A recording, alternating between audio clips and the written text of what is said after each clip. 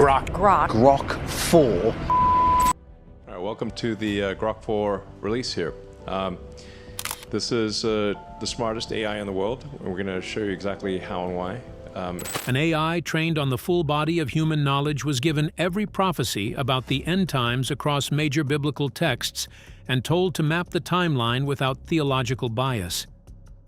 What it found doesn't align with what many churches have taught for decades, especially the widely accepted pre-trib rapture view.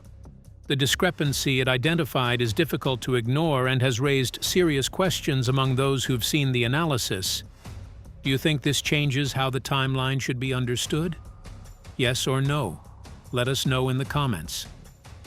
Why Grok is a different kind of reader. Before getting to what Grok found, it helps to understand why an AI's reading of prophetic scripture produces something qualitatively different from what a theologian, pastor, or seminary-trained scholar produces when working through the same material. Every human reader of prophetic scripture arrives at the text with prior commitments. The denomination they were raised in, the theological tradition they were trained in, the commentaries they studied, and the interpretive community they belong to all shape how they read. These influences determine which verses feel central or peripheral, which interpretations seem natural or strained, and which questions feel open or already settled. This is not a flaw in human scholarship, but an inevitable feature of being embedded in a living tradition. The tradition provides the framework shapes the reading, and the reading reinforces the framework. This cycle is powerful and often invisible to those within it. Grok operates differently. It has no denomination, no formative story, and no personal stake in interpretive outcomes. It was trained across a wide range of materials: Biblical Hebrew, Greek, and Aramaic scholarship, Dead Sea Scrolls commentary, Septuagint and Masoretic textual traditions, early church writings, systematic theologies from multiple traditions, and modern critical scholarship. When it reads passages like Matthew 24, Daniel 9, Revelation 6, and 1 Thessalonians 4, it does not prioritize one text over another. Instead, it considers them together, looking for patterns without assuming a hierarchy. This method produces conclusions that can unsettle established positions across theological traditions. That discomfort arises when long-held assumptions are examined without being presupposed. What Grok found, when mapping every verse about the second coming into a single timeline, challenges frameworks that have dominated recent interpretations.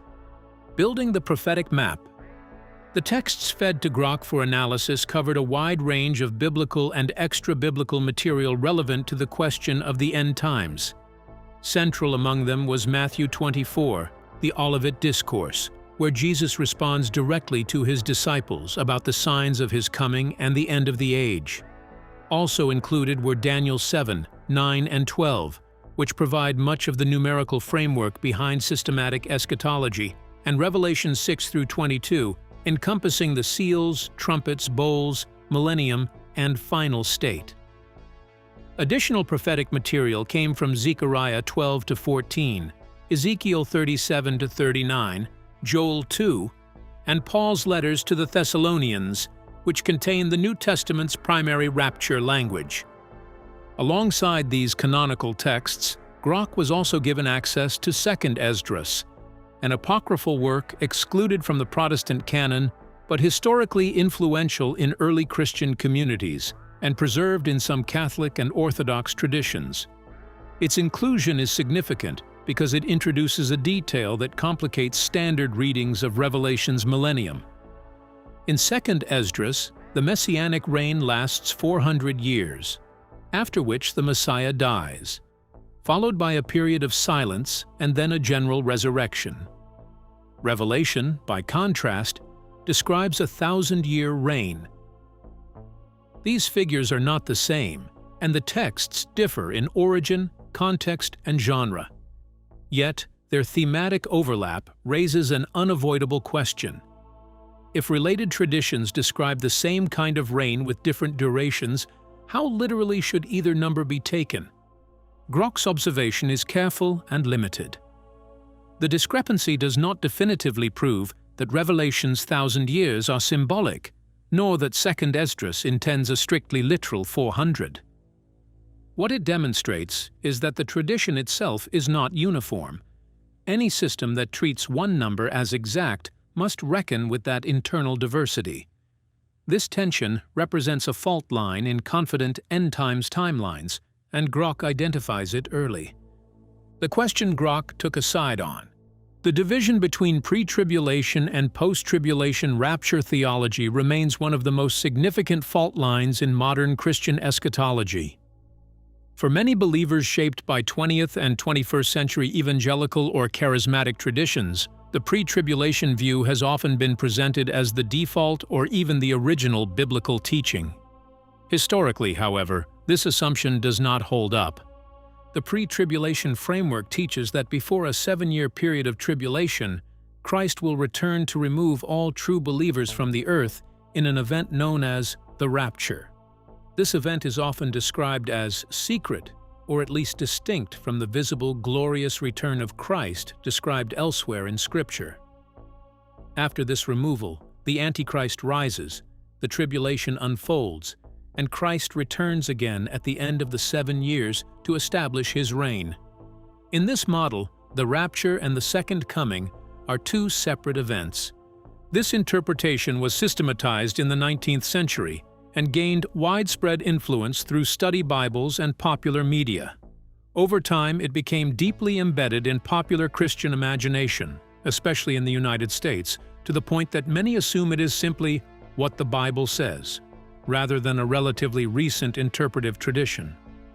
By contrast, the post-tribulation view holds that believers will experience the tribulation and that the rapture and second coming are not separate events but one unified moment. According to this framework, believers are gathered to Christ at the time of his visible return after the tribulation. This perspective aligns more closely with the writings of early Christian thinkers, who consistently describe the church as enduring hardship and persecution until Christ's return.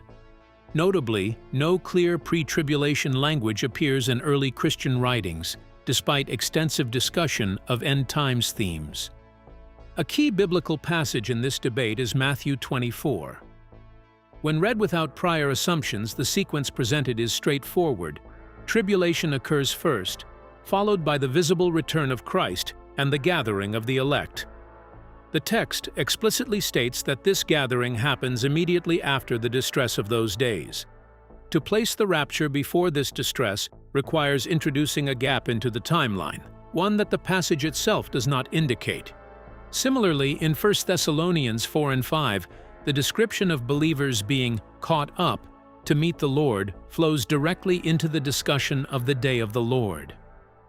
In biblical tradition, the day of the Lord is consistently associated with judgment following signs of distress and upheaval, not preceding them. Old Testament passages, such as those in Joel, reinforce this pattern by placing cosmic disturbances before the day of the Lord. When these texts are read together, they suggest a sequence in which tribulation signs occur first, followed by the gathering of believers. The historical context of early Christianity also matters. Early believers often lived under persecution, and their expectation was not escape from suffering, but endurance through it. Their theological outlook reflects this reality, emphasizing perseverance rather than removal. The absence of any clear pre-tribulation teaching in early sources is therefore significant, especially given how actively these communities discussed eschatology. Taken together, the textual and historical evidence appears to align more naturally with a post-tribulation framework. This does not make the pre-tribulation view impossible, but it does suggest that it depends on interpretive steps not explicitly required by the biblical text and not reflected in the earliest Christian tradition. The verse that breaks every timeline. Matthew 24:34 contains the sentence that has generated more interpretive controversy in end-times theology than any other verse in the chapter and possibly in the entire New Testament. Jesus, having described the signs of the end in detail, says, This generation will certainly not pass away until all these things have happened. The verse is a problem for every position that tries to use it, because what it means depends entirely on what the word generation means, and the Greek word used, genia, is not univocal. The preterist interpretation reads the verse as Jesus telling his disciples that everything described in Matthew 24 would happen within the lifetime of the people he was speaking to. This generation means the people present when Jesus spoke the words. The fulfillment happened in 70 AD, when the Roman army under Titus destroyed Jerusalem and the temple, producing the desolation Jesus described. The preterist reading is internally consistent. It is historically documented. The destruction of Jerusalem in 70 AD matches many of the signs described in Matthew 24 with uncomfortable specificity. Full preterism holds that the entirety of the chapter's prophecy was fulfilled in 70 AD, leaving nothing requiring future fulfillment. The futurist interpretation reads the generation as the generation that sees the founding of the modern state of Israel in 1948. This reading rests on the fig tree parable immediately preceding verse 34, which many interpreters identify as a reference to Israel returning to the land. If a biblical generation is 70 to 80 years, as Psalm 90 suggests, and if the generation began in 1948, the outer edge of the window lands around 2028. Under this reading, the return of Christ and the events preceding it would need to be completed within the current generation's lifespan. The ethnic Israel interpretation reads the generation as referring not to a specific cohort of people alive at a particular time, but to the Jewish people as an ethnic and cultural continuity. The promise is not a timer, but a guarantee. The Jewish people as a people will not cease to exist before these things are completed. This reading removes the verse from timeline calculations entirely. Grok's analysis of the Greek word genia across every usage in the New Testament found that in most contexts, the word refers to people contemporaneous with the speaker, people alive at the same time rather than a future group defined by a prophetic event. This finding strengthens either the preterist reading or the reading that places the generation as literally the people Jesus was addressing. But Grok was honest about the tension this creates.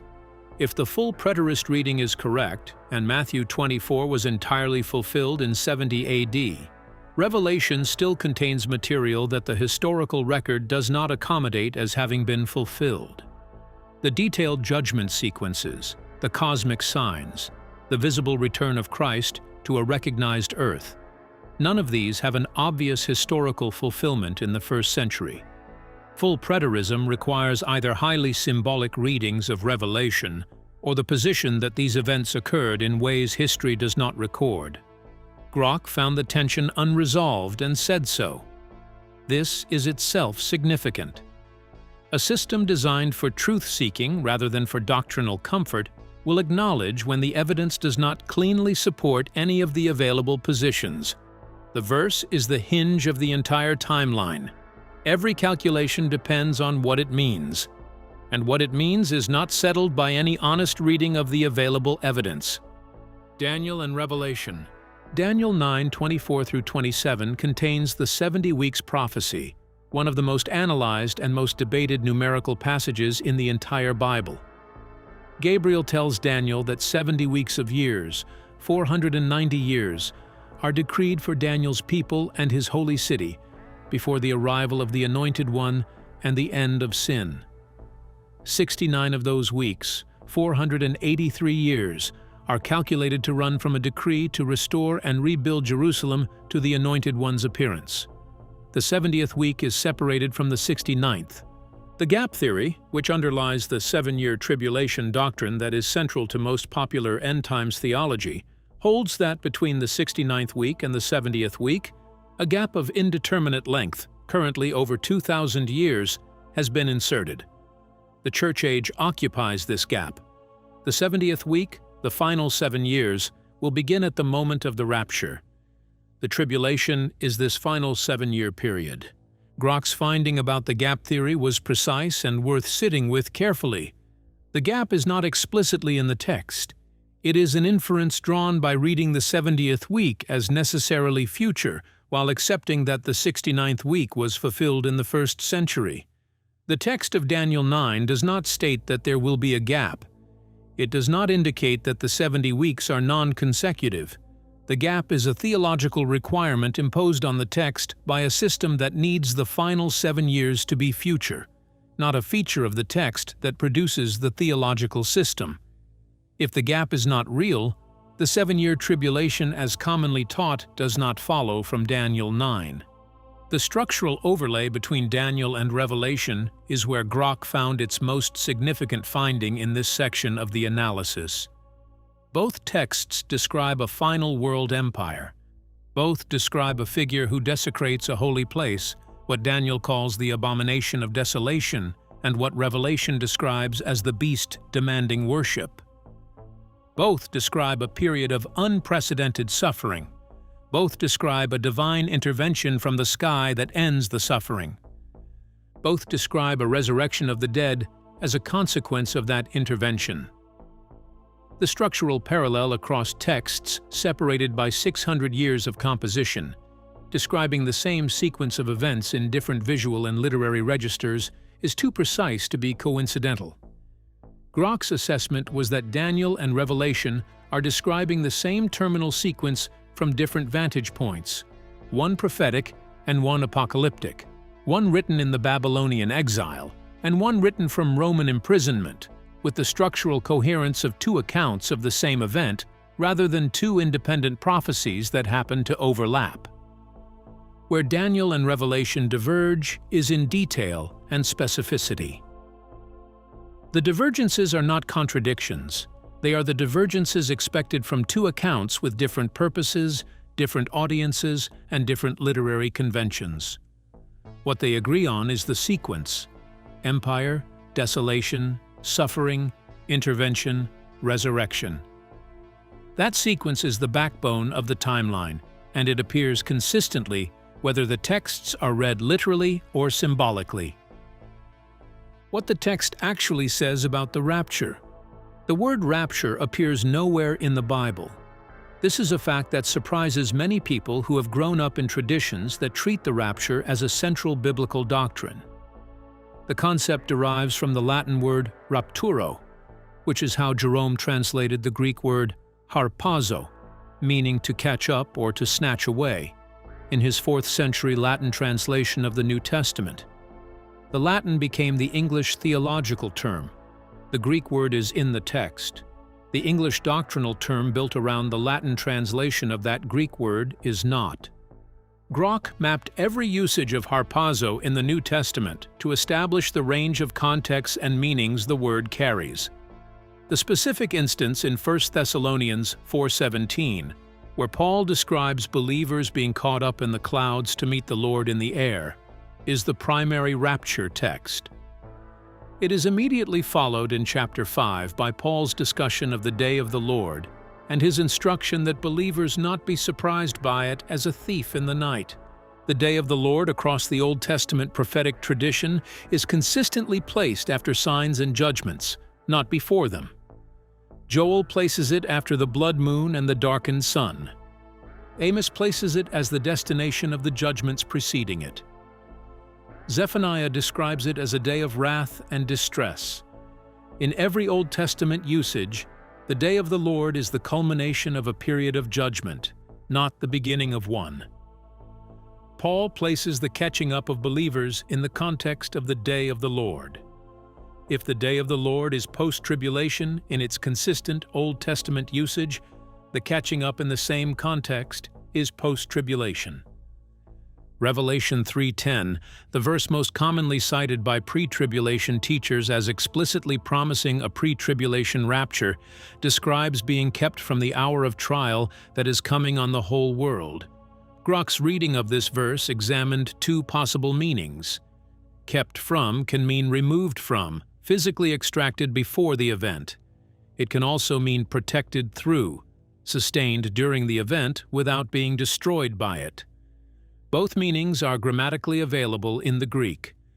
The pre-tribulation reading requires the first meaning, the text does not specify which meaning is intended. John 17:15, Jesus' prayer for his disciples, uses similar language, asking God not to take them out of the world, but to keep them from the evil one, a usage that clearly does not mean physical removal.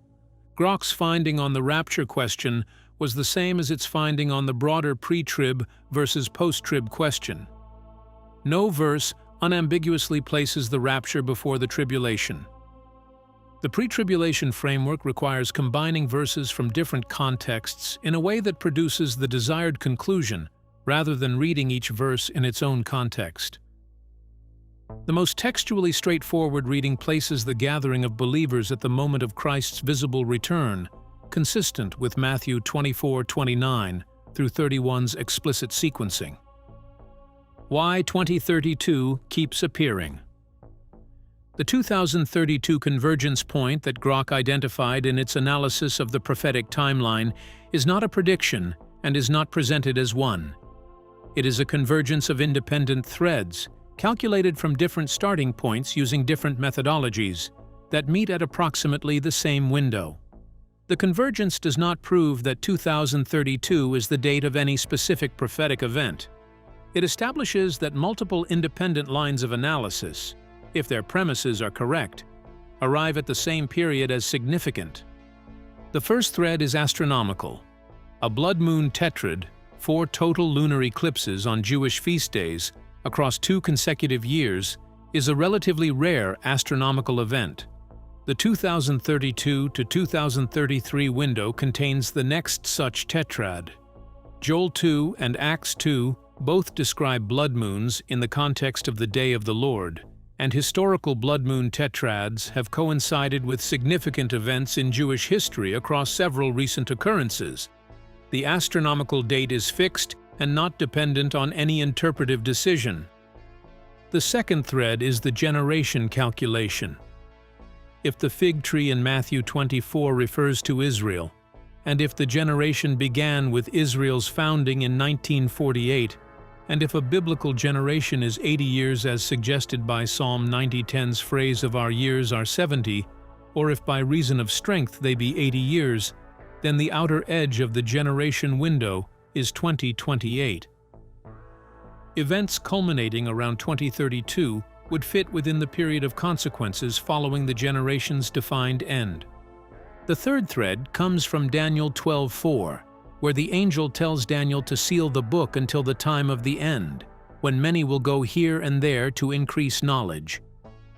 The Hebrew phrase for increase knowledge is ambiguous enough to support multiple translations, but the general concept of a knowledge explosion at the time of the end has led many readers of Daniel 12 to identify the exponential growth in human knowledge and computing capacity in the early 21st century as a potential fulfillment marker. The period from 2025 to 2032 represents, by most metrics of technological development, one of the most rapid periods of knowledge expansion in human history, driven primarily by artificial intelligence development. The fourth thread is geopolitical. Ezekiel 38 and 39 describe a coalition of nations from the north and east moving against Israel in what the text calls the Gog and Magog conflict. Scholars have identified this coalition with Russia, Iran, and Turkey based on the geographical descriptions in the text. The current geopolitical alignment of these three nations, which have developed increasingly close relationships since the Syrian civil war and have coordinated positions on Middle Eastern affairs in ways that would have seemed unlikely a generation ago, represents the most developed version of the coalition Ezekiel describes that has existed in the modern period. The fifth thread is the Temple Mount situation. Both Daniel and Revelation describe a desecration of the holy place as a precondition of the final sequence of events. The Dome of the Rock currently occupies the site traditionally identified as the location of the Jewish temple, making the construction of a third temple physically impossible without a change in the geopolitical situation governing the site. Organizations working toward third temple preparation, including the training of priests and the fabrication of ritual objects, have been active and publicly reported on for years. The tension surrounding the Temple Mount has intensified in the period since 2020 in ways that have no parallel in the modern period. Grok was explicit that none of these threads individually constitutes a prediction. Matthew 24:36 states directly that no one knows the day or the hour. Every date prediction in the history of Christian eschatology has been wrong. The value of identifying the 2032 window is not that it tells you when something will happen. It is that it identifies a period in which the density of potentially significant prophetic indicators is higher than at any previous point in the modern era, which is a different and more defensible claim than a date prediction. The signs. Nobody is naming clearly. Beyond the astronomical and geopolitical threads, Grok identified several current conditions that correspond to specific descriptions in the prophetic texts in ways that did not have obvious technological or social fulfillment before the present period. Matthew 24:24 describes false Christs and false prophets performing great signs and wonders so convincing that they would deceive even the elect if that were possible. The specific capability of producing convincing false signs and wonders, fabricated video of people saying things they never said, fabricated audio of voices that do not exist, fabricated images of events that did not happen, is a technology that has existed in its current form for less than a decade, and that is advancing faster than any regulatory or social framework designed to address it.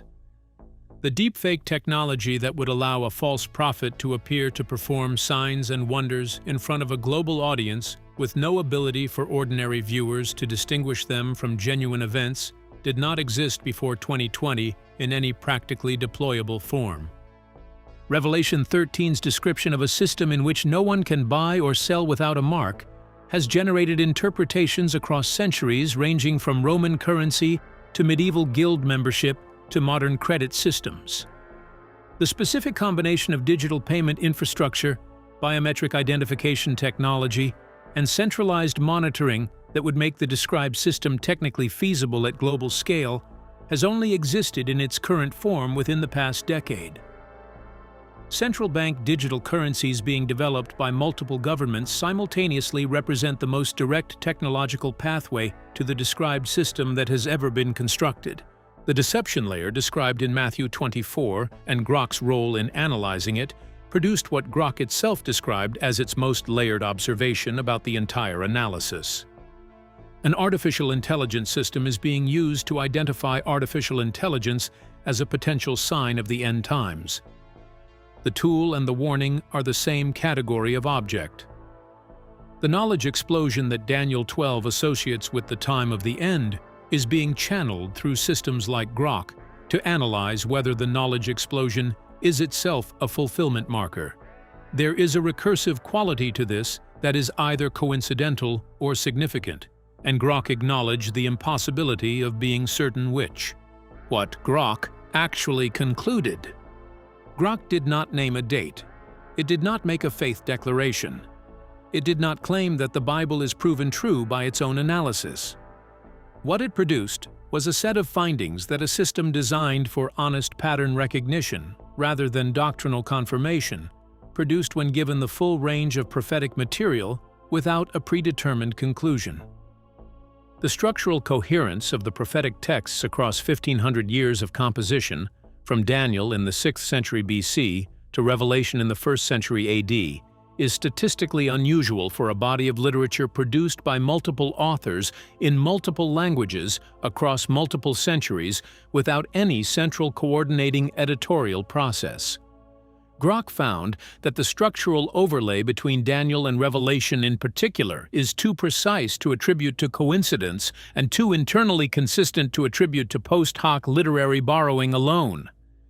The pre-tribulation framework has weaker textual support than the post-tribulation framework when the texts are read in their own contexts without the presuppositions that the pre-tribulation tradition imports to them.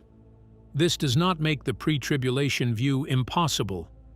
It makes it dependent on interpretive moves that the text does not require. The 2032 window represents a genuine convergence of independent threads that arrive at approximately the same period from different starting points. The convergence does not constitute a prediction. It constitutes a pattern that is denser than any comparable pattern at any earlier point in the modern period. The knowledge explosion described in Daniel 12 as a marker of the time of the end has no more literal fulfillment in any prior generation than in the current one, and the current one's fulfillment is primarily driven by artificial intelligence development. The tool being used to analyze the prophecy is itself the most plausible candidate for the fulfillment of the prophecy it is being used to analyze. The question Grok ended with, after the full analysis was complete, was not a theological assertion. It was the question that honest engagement with the material produces when the analysis is done without prior commitment to any conclusion. If a system with no theological agenda reads every verse about the second coming and keeps arriving at the same window, and if more prophetic markers are currently active simultaneously than at any prior point in modern history, is that a pattern worth paying attention to, or are we finding the shape we want to see? That question does not have an easy answer. It has the only kind of answer that genuinely difficult questions produce, one that depends on what you bring to it, and one that requires you to be honest about what that is. Every verse about the second coming, a pre-trib framework that predates any church father by 15 centuries. A generation calculation with an outer edge already passing. A blood moon tetrad landing in 2032. An AI using AI to identify AI as a sign of the end. Grok found structural coherence across 1,500 years of prophetic writing that it described as statistically unusual. It did not name a date. It named a window. Subscribe so you never miss what comes next.